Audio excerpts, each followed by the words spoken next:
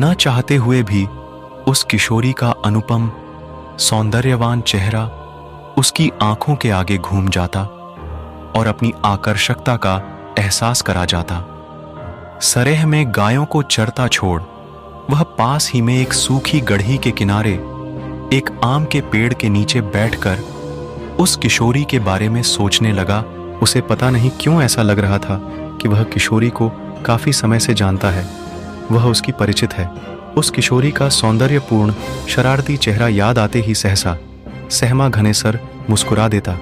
उस पेड़ के नीचे बैठे बैठे सोचते हुए घनेसर को पता ही नहीं चला कि कब सूर्य उसकी सर पर आ गया और डालियों पत्तों के बीच से उसके साथ आंख मिचौली खेलने लगा। घनेसर उठा और गायों की ओर चल दिया। गायों को हाँक हाँक कर एक पास करने के बाद फिर वह उस पेड़ के नीचे आ गया। पेड़ के नीचे आकर घनेसर ने कांधे पर रखी धोती को दोहरा कर बिछा दिया और गमछे को सर के नीचे लगाकर वहीं लेट गया। सरेह में कुछ चरवाहे या किसान नजर आ रहे थे। डरने की कोई बात नहीं थी क्योंकि दिन था और उस सूखी गढ़ई के एक किनारे रजमतिया या काकी पेड़ों पर से गिरे सूखी लकड़ियों को एकत्र कर रही थीं।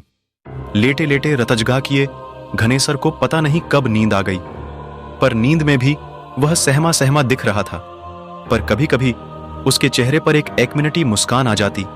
ऐसा लग रहा था कि वह किसी भूत और देवता की लड़ाई देख रहा है।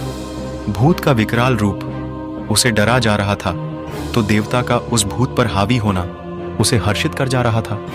सोए हुए घनेसर को पता नहीं क्या हुआ कि वह सकपका गया और उठ बैठा। दरअसल उसे ऐसा लगा था कि कोई मखमली उंगलियों को उसके बालों में पिरो रहा है और रह रहकर उसे सहला रहा है। आसपास में किसी को न देखकर उसे यह भ्रम लगा, पर वह फिर से सोया नहीं और बैठकर फिर से उस किशोरी के बारे में सोचने लगा। अचानक एक तेज हवा उठी और सरसराते हुए इसके इर्द गिर्द चक्कर काटने लगी। हवा के उस चक्कर में उसे एक अजीब प्रेम की अनुभूति हो रही थी। वह हवा धीरे से वह किशोरी मनकर उसके पास खड़ा हो गई और मुस्कुराते हुए बोली, कल से तुम मेरे ही बारे में सोच रहे हो ना? फिर से घनेसर ने थुक सटक कर हाँ में सिर हिला दिया। उस किशोरी ने खिलखिलाते हुए कहा, कोई अपनों से डरता है? मुझसे डरने की आवश्यकता नहीं। मैं आपको डराने नहीं आई हूं, बल्कि अपनापन का एहसास कराने आई हूं। इसके बाद पता नहीं क्यों घनेसर का डर कुछ कम हुआ और वह एकटक होकर फिर से उस किशोरी के अनुपम सौंदर्य का नेत्रपान करने लगा। यह सिलसिला कुछ देर चला और फिर से खिलखिलाती हुई वह किशोरी वहां से गायब हो गई। अब तो आए दिन घनेसर उस किशोरी के साथ काफी समय बिताने लगा। वे दोनों अब खुलकर एक दूसरे से बात करने लगे थे। घनेसर उसे इंसानी कहानियां, अपने गांव घर की बातें सुनाता और वह किशोरी अपने लोक की बात बताती, अपने जीवन के रोचक पूर्ण किस्से सुनाती। आखिर वे दोनों इतने करीब आ गए कि सदा के लिए एक साथ जीने मरने की कस्में खा लिए। क्या घनेसर उस भूतनी किशोरी को अपना पाया? आखिर वह भूतनी अपने लोक की कौन कौन सी बातें घनेसर को बताती थी?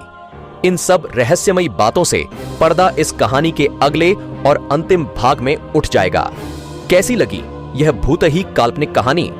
अपने विचारों से अवगत कराएं ताकि मैं जल्द से जल्द इस कहानी को पूरा कर आप लोगों के समक्ष परोस सकूं।